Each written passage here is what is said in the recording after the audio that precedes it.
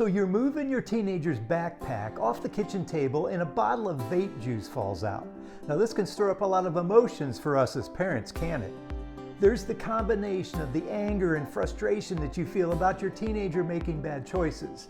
There's also the worry about the potential health risk. And finally, there's a little anxiety if you feel like you're not really sure what to do about it. Well, hello everyone. My name is Jim White and I'm an author, coach, and the founder of the Family Enrichment Academy. But more importantly, I'm a parent just like you.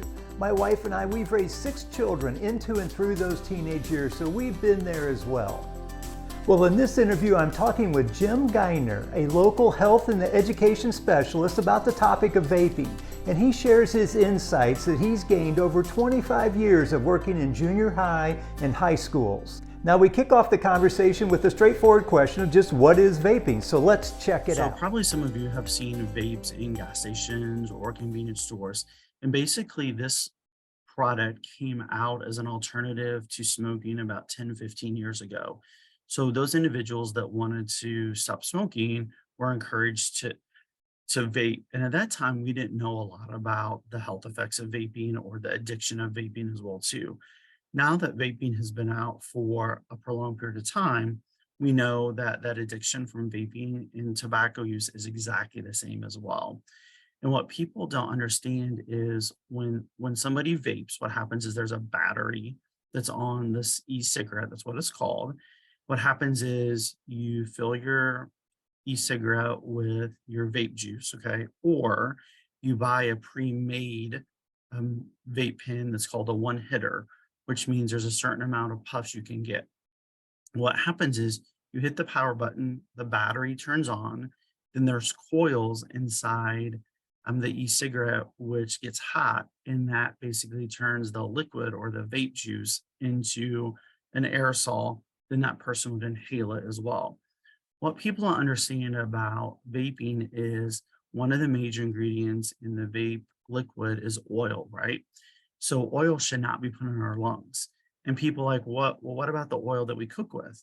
Well, that oil is okay because our stomach acid can break that oil down pretty easy. But we don't have that acid in our lungs to break down that oil.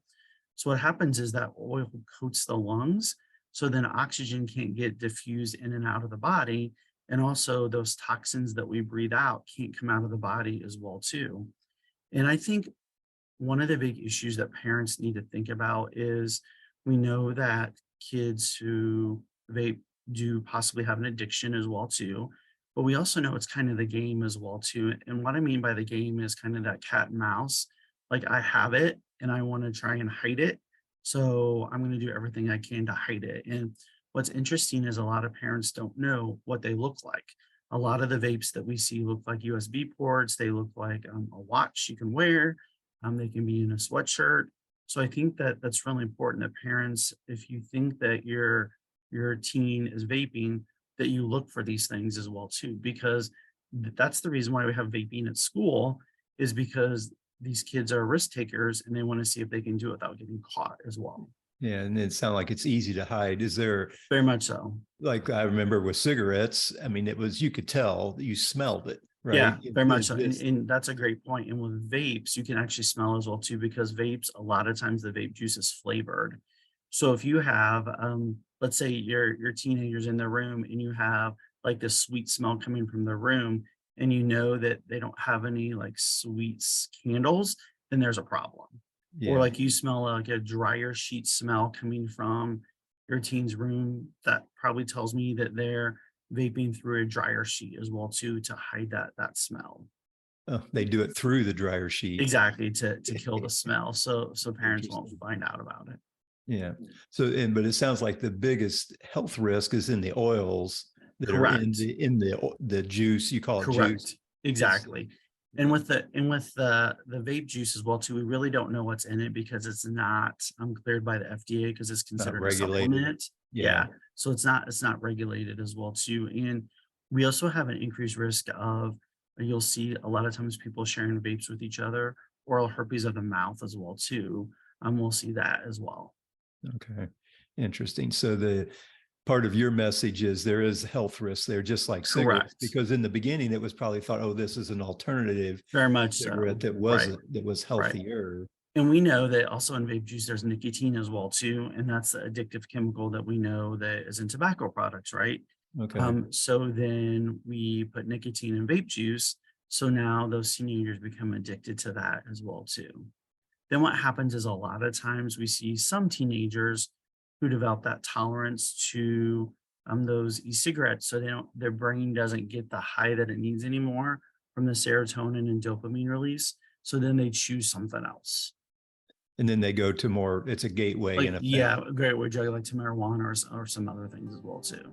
So that's a lot of great information about vaping, and I really appreciate Jim taking his time to share his expertise and experience on the topic. Now, before we wrap this up, I would like to share one of the fundamental insights and shifts in perspective that I share with the coaching clients I work with here at the Family Enrichment Academy. And that is this fundamental shift between trying to control what your teenager does and empowering them to make better or more responsible choices. Making this shift in perspective is going to be critical if your teenager is heading down that path towards vaping. Now, here's a question you can ask yourself to help reframe your concerns on this issue. Ask yourself, how can I use this issue around vaping to help develop the connection with my teenager, as well as to help me practice my empowerment coaching skills? Can you see how that shifts the perspective a little bit? So raising a teenager is a journey, and to further support you along your journey, I have a free resource or a gift for you today. What I have 10 questions you should never ask your teenager. Think of these as like conversation killers. And I also have 10 great questions. These are the conversation starters. Now this resource, you can download it right at our website, so go to familyenrichmentacademy.com and download that. Well, as always, it's truly an honor to be able to serve and support you as you move along your parenting journey. And I just want to acknowledge you again for having that growth mindset. It's just going to be critical to getting through these teenage years. Remember, until next time, a change in perspective changes everything.